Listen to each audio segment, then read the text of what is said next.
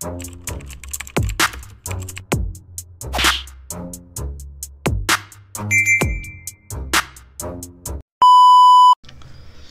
what's up mga kumag, I'm back ang inyong online judge. Walang iba kundi Judge Janan. Okay guys, request video ulit tayo. At ito yung battle ni Batang Rebelde versus Pistolero sa Zoning B. So it was 6 years ago.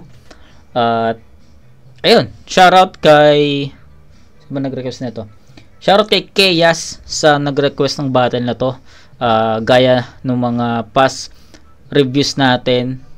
Alam kong matagal na yung request na to, na pending lang to dahil may mga inuna tayo. At alam nyo naman yung naging run natin sa channel natin kung nakasubaybay kayo sa channel natin mismo. And ayun, just like what I've said, yung remaining days sa June is pupunuin natin yan ng request videos na pending ng mga nakaraang buwan. Okay, so Batang Rebelde versus Pistolero, wag natin patagalin. Shoutout kay Keyas sa nag-request ng battle na to, and sana mapanood mo pa yung request na to. Okay, so let's go. Pistolero nanalo ng coin toss. Piliin niya mauna. Batang Rebelde, tig 2 minuto dapat. Pakinggan natin, unang banat. Batang Rebelde. Yeah, hear me? Yeah. Pistolero, tama. Sana handa ka sa ibibigay kong amat. Sa palitan natin ng suntok, siguradong bungo mo yung mababasag. Karangalan sa akin ang makalaban ka. At nais kong magpasalamat, kaya lalagyan ko yung mukha mo ng crack at susundan ng black eye. Bilang pasa, salamat! Pag-usapan natin yung 2x2. Okay. Talakayin natin ang mabilis. Kung inyong na-miss, yun ay Eastern Conference Finals noong 2006, Detroit Pistons versus Miami Heat. Dahil naging Shaq at Wade, si Price at Chris, at kayo'y naging Rashid at Tayshan. Dahil wala sa kapalaran mong manalo kasama ni Prince. Yung mga di nakagets, mukhang di talaga yung nanonood ng NBA, pero... So ako, hindi ko nagets yun. And sabihin ko sa inyo, hindi talaga ako totally fan ng NBA. So ako nakikinood lang ako, wala akong kasi ba kapag mga fan ng NBA is may mga teams, 'di ba? May mga teams na sinusubaybayan. Ako nakikitim lang ako doon, pero hindi talaga ako totally nanonood ng NBA. So if tatanungin niyo ako kung ano yung team ko, it's either Bucks or Boston lang ako doon sa NBA, pero hindi ako totally na die-hard fan. No, kasi mas nakasubaybay ako sa PBA. So, alam ko marami ng haters ang PBA ngayon kasi wala na nga nanonood, naging business na lang yung basketball sa Pilipinas. Kumbaga paulit-ulit na yung mga kampiyon, 'di ba? Pero ako tatanungin kung tatayin nga gaya ng sabi ni Batang Rebelde, kung hindi niyo na-gets yun is hindi kayo nanonood ng NBA. Ako actually sasabihin ko palang dapat na hindi ko na-gets yun kasi hindi ako nanonood ng NBA, pero sinabi na yun ni BR, and ayun, di talaga ako masyadong nanonood ng NBA. Nakiki-team lang ako doon, nakikinood lang ako, pero PBA team ako, PBA basketball talaga ang pinapanood ko, and TNT fan. I'm a TNT diehard fan. So sa mga token text fanatics dyan, alam nyo na yun. Di ba pinunutan ka nun ng Chris? Dahilan upang ang paa mo'y maging pantay. At mismong dito sa B-side na himlay, ang malamig mong bangkay ngayon bumangon parang si Saitot naging zombie. Ito ba ang ganti ng patay? Pwesto ko si Daniel Dixon ng Walking Dead. Kasi papatay lang ako ng matagal ng patay. Kaya wala akong pake kung pistolero ka. Cause there ain't nobody can shoot around like me tulad ni Jordan nung 90s. Pero tawagin mo kong dead shot. Cause every target that I see, binibigyan ko ng headshot na parang ID. Nobody, headshot, ID. Pumasok ba sa inyong kamalayan na ngayong gabi, pugot na ulo niya ang aking inilalarawan? At speaking of MJ, may signature move si MJ at kung paano ka ginawa ng tatay mo na mapagdudugtong ko.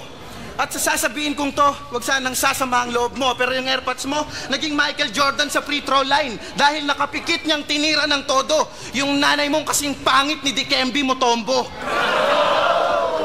Oo, pangit ka, pero kahit ganun, hindi ako sa'yo matatakot. Kanina pa nga kita gustong haklitin sa batok, pasalamat ka, yung mga hunter hindi nananakit ng hayop. Kasi ako si Gon, na anak ni Gene Fricks, at ngayon ang aking pamingwit ay nakadali ng big fish. Pero wala nang luto-luto. Kahit hilaw, sa akin ito'y kain. Katumbas lang nito'y sile, sibuyas, suka, luya, paminta at asin. O, sa simple kong timpla, tila walang nakapansin, nakinitil ko na ang pag-asa niyang magtagumpay. That's how I kill a win. Walang banat, pistolero, pahinga. Okay, so ayun yung round 1 ni BR, and ang dami niyang sinabi niyang, ang dami niyang references doon. And sa linis ng performance, yes, sobrang solid, sobrang linis ng performance ni BR. And sa pagiging creative, part pa rin talaga ng performance ni BR yung pagiging creative, and nakita naman natin yung mga references na sinambit niya, 'di ba? Yung ID, pugot na ulo niya inilarawan, tas yung kilawin, so yung mga recipe ng kilaw, no.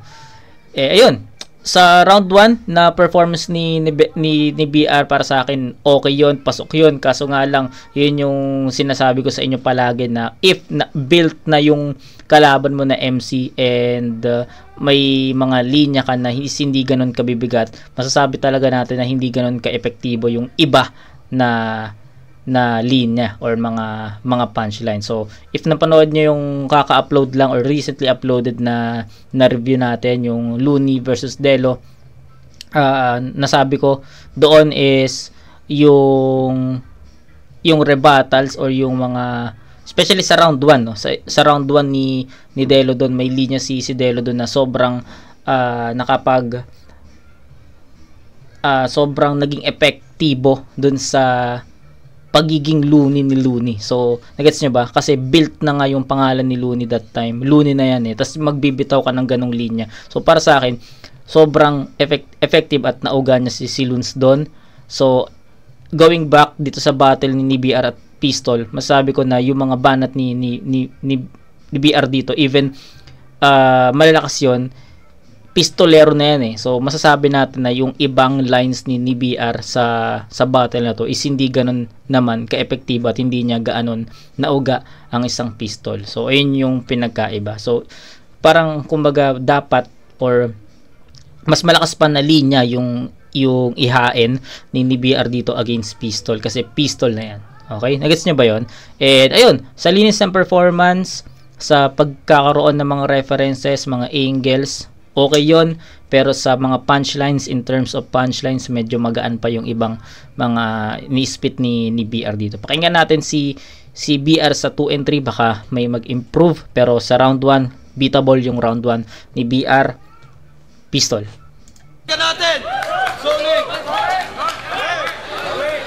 Bibigyan mo ako ng pasasalamat, pues hindi ka magaling man. Pag pinali ko leeg mo, gano'n naman ako mag-welcome. Tsaka eto pa, sabi niya tinalo daw ako ni Price. Ano ba naman katangahan yan? Ikaw nga ako mismo yung pumatay sa'yo sa sunugan, kaya batang rebelde. Kailan mo ba balak magbinata, hayop ka? Ba't parang ang tagal-tagal naman? Tapatin mo nga ako. Sino ba mas matanda sa inyo ni Liljan tsaka ni Yang Wan? Kasi bulbuling ka ng hayop ka, batang rebelde ka pa din. Kung sa bagay, pambata naman talaga yung kalidad mo. Kaya panindigan mo na, total ngayong gabi, pahihintuin ko na edad mo, kaya takbo. Kawawang rebelding walang hukbo. Hanggang sa tuluyan kang hapuin, tol, magiging miserable ang buhay nitong bata pagkabuhat ng ibigay sa kanya ang pistol. Kaya wag mo kong ginagawang ignorante. Sa mata ng mangmang ka lang magmumukhang inosente. Yung mismong pagkitil sa'yo, may basbas na ng presidente at ang kaharap may pistolerong birador na mga batang nagre-rebelde. Kaya sino pumunta dito para pumusta kay batang rebelde? Pakitaas ang kamay. Sige, busugin nyo ng kumpiyansa, pakainin nyo lang to ng husto habang magiging si microphone ako ngayong gabi. Buhay kong kakainin tong manok nyo. Wala nang luto, gutom akong pinaupo sa hapag ng flip-top. Bawat minuto ng turn ko'y crunch time, Mr. Big Shot, mala chance si B-Laps. Pagpas lang, mabilis pa sa pagtunog ng TikTok. Pag humarap, bang na agad, wala nang click-clack. Oh bitch, bakit ba may rest back sa minsang pagkatalo mo sa nakaraan? Entas na tong BR, tapos na yung Winter of the Wolf sa sunugan. Sabihing nilalabanan kita isa na lamang kahibangan pagkat nag-iipon na lamang ako ng abo mula sa bangkay mong tupok. Etong ganti ng patay, literal na lamang na panaginip ng alikabok, pero yung nais kong ipahiwatig, iyo bang napipinta, pinadikit kita kay Saitot Aklas para namang gumising ka, o baka dapat bayatang paulanan ka pa ng batok. Baka dapat pa yatang paulanan ka pa ng batok, pakapalan ng kwaderno, yung naging pakapalan na ng apog. Kasi tinalikuran ko na ang iyong bangkay, pero nakakatawang isiping nagawa mo pang mga labit, baka nakakalimot kaya BR na mas masama akong magbalik, kaya higpitan mo kapit mo. Promise, mas labis to, walang silbi ang pangil mo pag kinagatan niyang pain mo. Pain ko, may tulong man ng hukbo, yung mga sinasambit mo magiging buhay na saksi lang sila sa pagsalangit mo. Time, fuck you. Tayo pa naman, Banat! Batang Rebelde! Okay. So, malinis na performance din para kay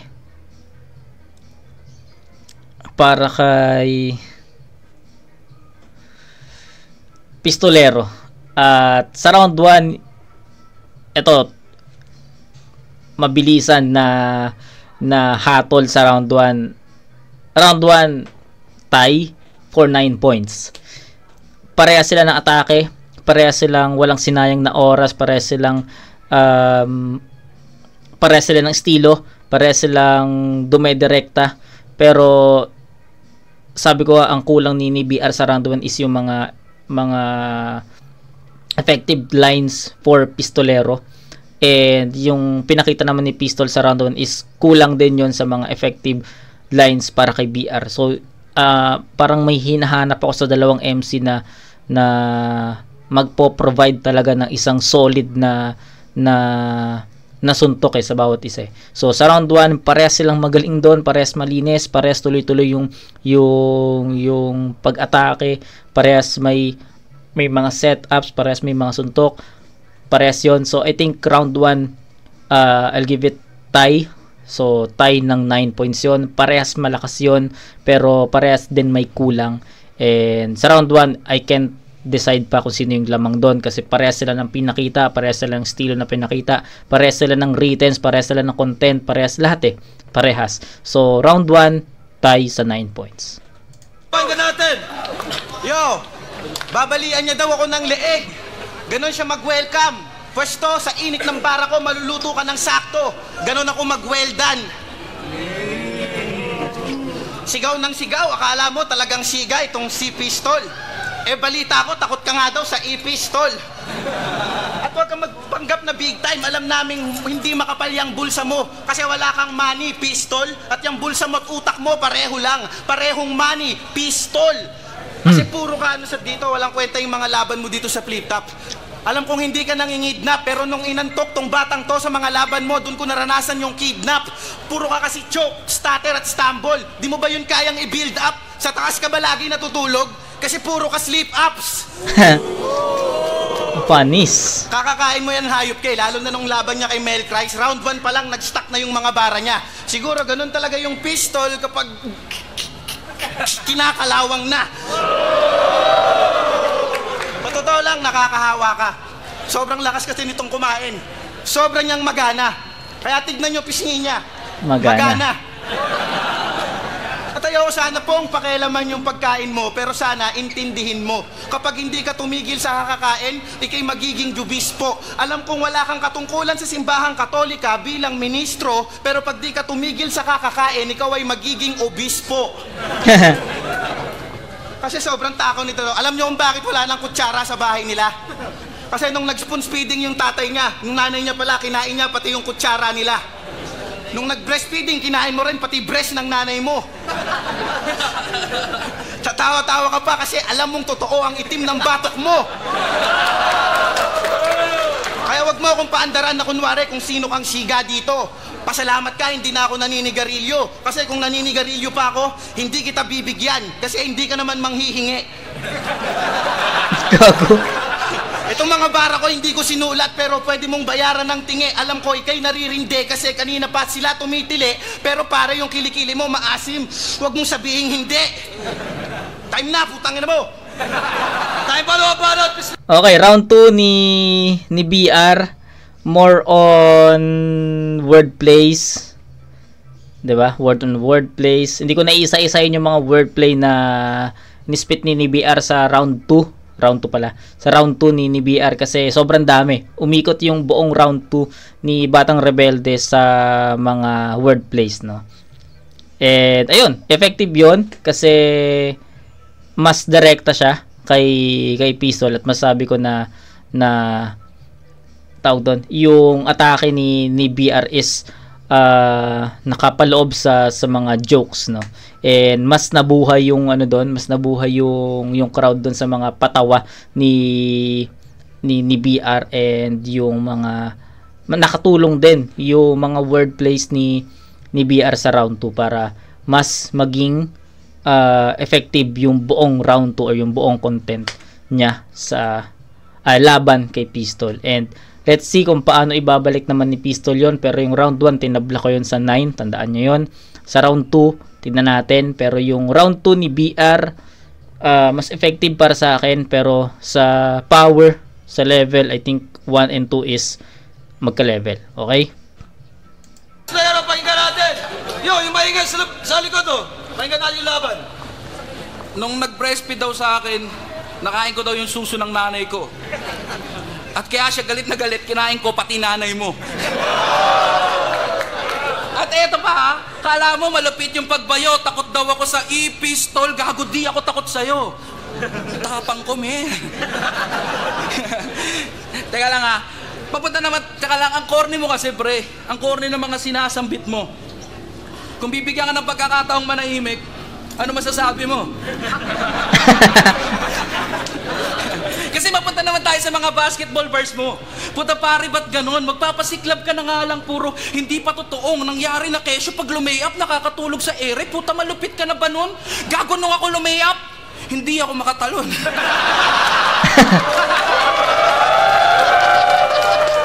Pero joke lang, panggising lang sa mga banat niyang kaboard, sasabayan ko lang yung layup mo para iuntog ka sa board o kaya ikaw ang sumabay. Pagbagsak tulog, walang aray, Dwight Howard kay Glenn Davis, puta knockout to sa court kasi astay galing-galingan, kala mo batak na sa laro.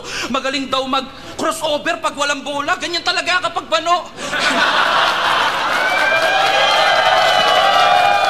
Pero kung tutusin, out of bounds naman yung mga pakara mo kasi labas na yan sa laro. Gago pag nilumpo kita sa labang to, habang buhay ka ng bangko kasi walang kwenta. Kasi walang kwenta yung mga paandar na pinuproduce ng mahina mong tuktok. When I talk about basketball, malaron, artes, paniguradong may suntok. Ano ba kasi purpose niya na pamatay linya, pansiksik ng bara pag wala nang magandang maitapon? Ang lakas ng loob magturo kay Surhenyo, isa ka rin pala sa nanrelimos ng crowd reaction, ano? Eto na ba yung wangbu na may tornilyo na wanglo? Ba't punong-puno ng katangahan? Pues sa akin kalasto, pagkabilang ng 1-2, wala nang paikutan. Sana nagigpit ka ng tornilyo pagkat mali ka ng inuuhan mo na laban. Nagdala ng coaching pangarera, ito'y monster jam, tuluyan ka ng masisiraan. Pero in fairness ha, nagka-energy na si BR. Pero konti lang naman. Marunong na siyang pumikit-pikit at gumanong ganon, pero wala pa ding laman. Kulang pa rin yung energy kasi yung mga barat mong pinaparamdam, walang padamdam. Niresetahan ka na ng Milo ni Surhenyo, nagtsatsaga ka pa rin sa ice tubig na maligamgam. Tangin na pag nag-rap mo ang figurin na tumutunog, gago mo kakang tanga. Iwasan mo kasi yung kakabatak mo ng umaga, yan tuloy pagsapit ng gabi, lobat ka na. Di ka ba naaawa sa sarili mo? Ha? Di ka ba nahahabag? Tuwing gumagawa ng energy ball si Tipsy, wala kang ambag. Ang sarap mong paulanan ng Shiro Ken Kunay at Fuma, ano, wala bang talab? Pwes, Ganggi Bunshin sabay Rasengan, di ka nahihingi pa ng dagdag. Pagkatapos ng laban na to, durog mong katawan, pagpepiestahan ng lahat. Galawang hokay kay mga kapastor, ganyan ako mag-ambag, amen?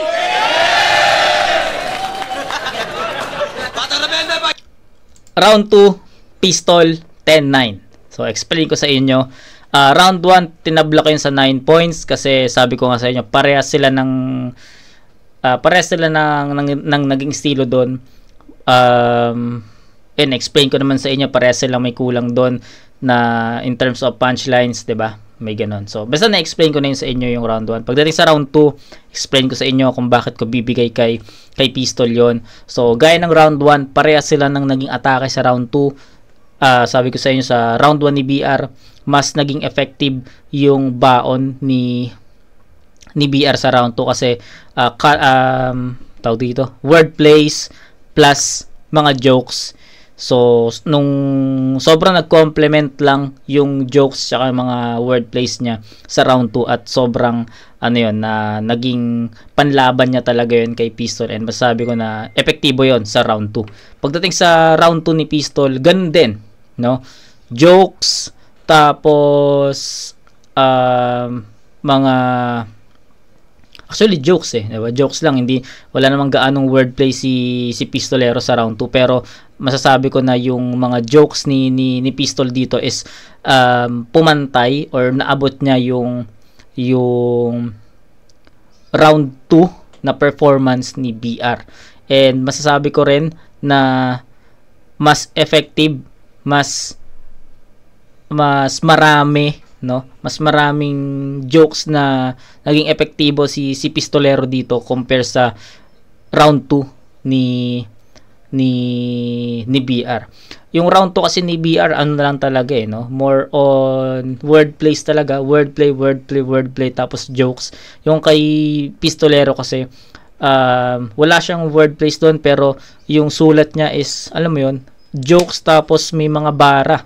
And para sa akin, mas lamang si Pistol sa part na yun kasi mas naging madiin yung mga mga jokes niya kasi nakasupport doon yung mga bara.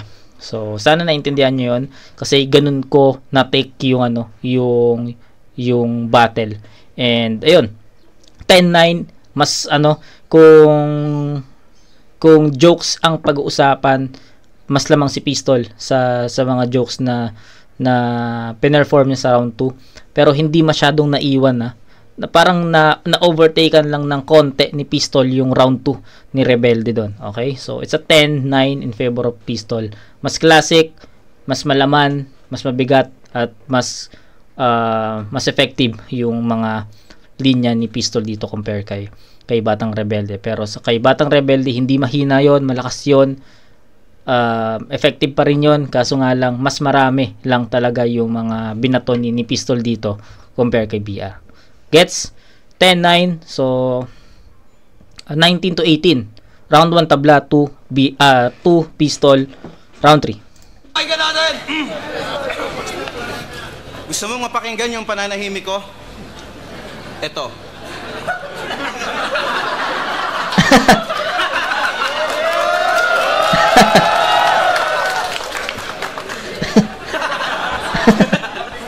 Sa kabila ng masamang klima, nagpunta ako dito para pumunta at magbigay ng pain. Bakit makakatawa? Bakit makakatawa Basta pumunta ako dito para magbigay ng painful lines. Kasi ako'y parang si Bo Belga, talagang bumibenga. Rain or shine. At akala ko pinakamalaswa na yung nakita ko kay Harty. Hindi pa pala nung nakita ko si Husky. So, yung tinutukoy naman ni DBR dito, yung hentai kamen ni Husky nung nung event na to, laban kay Mickey D. Pero ito yung puwet niya tsaka pisngi mo, talagang magkapantay. Yung puwet niya tsaka pisngi mo, talagang magkapantay. Kaya pala siya naglabas ng Rino kasi nga, it's a tie. Kita mo, impromptu, kaya huwag mo sabihin nang galing ako sa Roto kasi galing ako sa Ropor. Ako ang pinakabobo sa liga kasi lagi lang akong round 1 ng tournament. Diba? Nagtataka nga ako, ba't di mo inangle yun Dapat inangle mo yun para masaktan ako ng todo. Pero hindi mo ginawa, kaya ngayon, putang ina, didepress tuloy ako sa iyo. Laki ng yung dodo. Ano ba to, kitchen? Pero bakit parang speaker? Di ba ang kitchen dapat nasa lababo?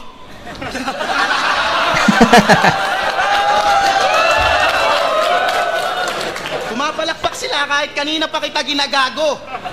Kasi alam mo totoo, kinain mo yung nanay ko. Kaya palang baho mo. Gago. Subukan sa susunod na Sorry mama, I love you, mama. Sa mama ko. Yung mama ko, mahal na mahal ko noon. Lagi akong pinagtitimpla noon ng padede. Kaya hanggang ngayon, batang rebelde.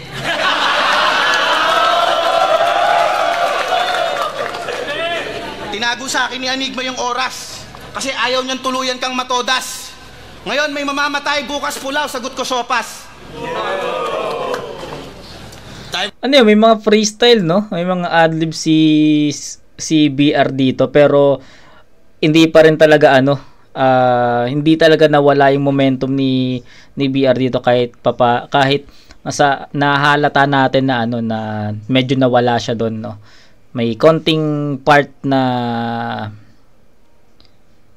nawala talaga totally si BR, tas nag-freestyle na lang siya. Pero since dahil isa sa mga magagaling na freestyler si BR sa liga, hindi masyadong nawala yung pinaka momentum niya doon. Okay? So pero round 3 hindi na maintain ni BR yung power niya doon sa katulad ng sa rounds 1 and 2. Pakyo ka daw, sabi ni Dasky. Dinamay mo pa. Sasky pala.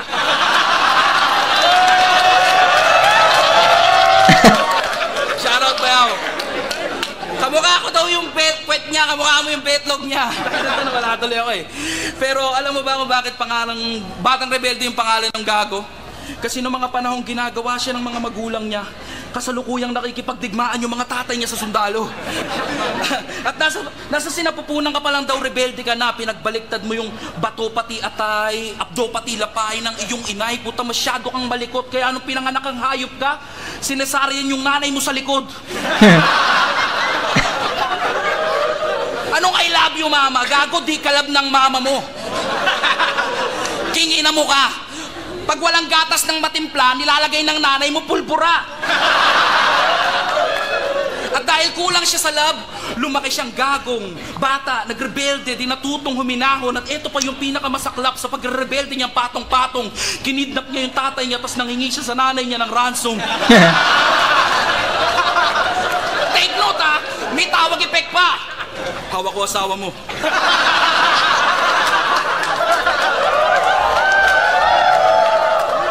Sundin mo yung gusto ko kung gusto mo pang buhay na makita to. Kailangan ko ng 3,000 kapalit ng kanyang ulo. Pakilagay na lang sa damitan ko.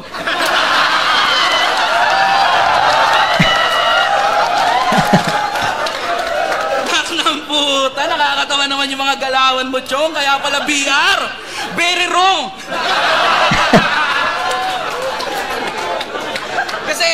Kasi di ba sinabi mo kay sundalo ng musika at sanay sa digmaan ng bara? Nasa kalaunan naging rebelde na parang Lamara, Salvatrucha, Haslin sa kalsada, plus sa plaang yung pakara, I got this rebel under control, parang Mexican mafia. Kasi mahina ka, oo mahina ka, yan yung pinakabuod. Ilang taon ka na sa liga, wala ka pating malakas na napaluhod sa lahat ng tumagal, ikaw lang yung hindi pa subok. Ano, kailangan pa ba lakasan ng yung tunog? Hindi na, kasi yung pagiging mahina mo malinaw, isang hamak na dagang bahay na naghahangad maging halimaw. Ano, tunog mayabang ba? Nagtataas pa ng bangko kung may hawak man akong bangko, hindi yung sa akin yung sayo upang wasakin, durugin at hihagis papalayo. Kayod lang, sige tayo, wala kang karapatang umupo. Kasi yung mga bara mong hinain, nilalin tulad ko lang sa salot na surot. Kasi pagdampi nito sa akin, panay kamot ang dulot. Hanggang dyan ka na lang, hindi ka na aabot sa rurok. Bagamat ako'y angat, magmumuka akong tamad, pagkat sa labang to'y wala ako sa hulog. Tituling mo tong masamang panaginip na may pagsabog at sunog, kaya bilisan mong matulog, na matakasan mong bangungot. Pero iwan tong asungot, pag ako na humarurot, di makakahabol to sa akin na parang nagdamot sa kumot. Ang ina mo, kain kang bubog. Round 3, klaro na yon na pistolero. So it's a 10-8 for him. So final score is 9-10-10. Tama ba? Tama, 9-10-10. So 29 points for pistolero. Kay Batang Rebelde naman is 9-9-9-8. Tama ba? Mali. May tie sa round. Round doon pala tie, no? Tama. 9-9-8. So 18-26. So 29-26 in favor of pistolero. Sa round 3, klaro na yon na kay Batang Rebelde, ay kay Pistolero yung magiging vote natin, kasi round 3 ni Batang Rebelde, halata doon na may mga freestyle na siya, may mga adlibs na siya doon, nawala na siya doon. Pa kay Pistolero naman, hati, no? Yung round 1 jokes, round 2 mga yung pagiging technical, no? So mas maraming pinakita sa atin na mga elements ng battle rap si Pistolero sa battle na to. And sa round 3, lamang na lamang, litaw na mas malinis, mas klaro, mas handa yung performance ni Pistol compare sa pinakitang performance ni BR. Round 1 dikit pa yon, pero pagdating sa round 2 doon na lumayo ng konti si Pistolero. Pagdating sa round 3, iniwan na niya si Batang Rebelde sa round 3. Okay? So ayun, battle sa battle wise mas angat din si Pistol, kasi yung mga punchline niya talaga is for Batang Rebelde talaga, although may mga lines talaga na hindi kumokonekta, pero yung jokes sobrang epektibo at yan, 'di ba?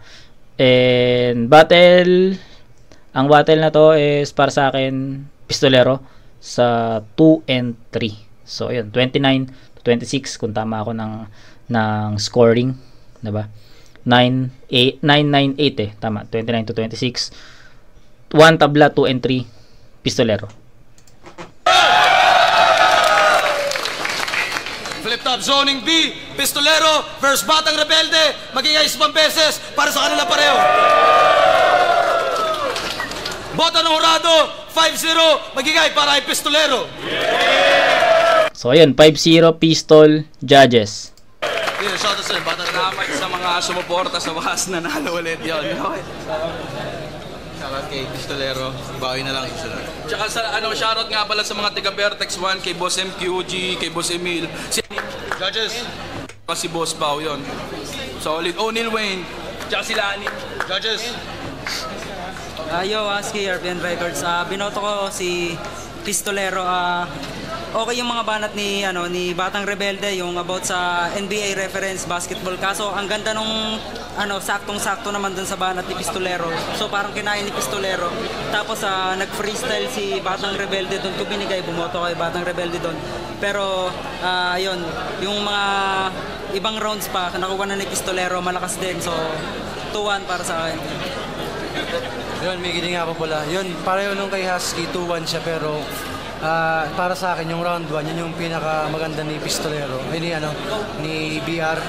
Pero yung round, kasi si Pistol kasi parang talaga hagdan, tumataas mo siya. So, yung Husky tsaka Mickey D, 2 and 3 Pistolero, which is ayun din yung boto ko ng 2 and 3. Yung 1 kasi tinabla ko Sila naman binigay nila kay BR. Ribat, kumpleto sa ribat.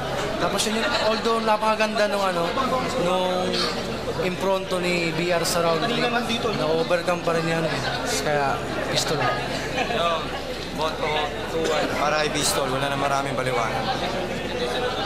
Yo, Marshall, first round would go to Batang Rebelde, second round Pistol. Sakto yung angulo niya. Third round kay Pistol, shout out pa rin sa freestyle ni Batang Rebelde, solid yun. Hey po, loob ng Kabangang labas na Astro Vision, Bandcamp, message kayo sa Uprising page para sa album. Binoto si Pistolero overall, pero round 1 para sa akin, ang linis, ganda na structure ni BR. Sa round 1, round 2 and 3, nag-freestyle si Batang Rebelde, pero solid pa rin yung freestyle ability ni BR. Pero yun, may mas matimbang pa rin yung material ni Pistolero sa round 2 and 3. Sakto pa, gaya na sinabi na iba, sakto pa yung basketball na reference ni Pistolero. Nagmukha siyang rebuttal dun sa basketball scheme ni BR. Di ko alam kung yun yung effect sa video, pero live feeling ko rebuttal siya. Pero yun, solid yung laban, pero Pistolero. Okay, so parang most of the judges binoto si Pistolero ng rounds 2 and 3, which is ayun din yung naging vote natin. Pero round 1 ako kasi tinabla ko yun, pero sila binigay nila kay BR. Okay, so yun lang yung naging difference ng hatol nila sa hatol ko. Okay? So, shoutout kay Keyas sa Batang Rebelde vs Pistolero na request. Sana mapanood mo, sana magustuhan mo. And kita-kits tayo sa next na review mga kumag. Peace out.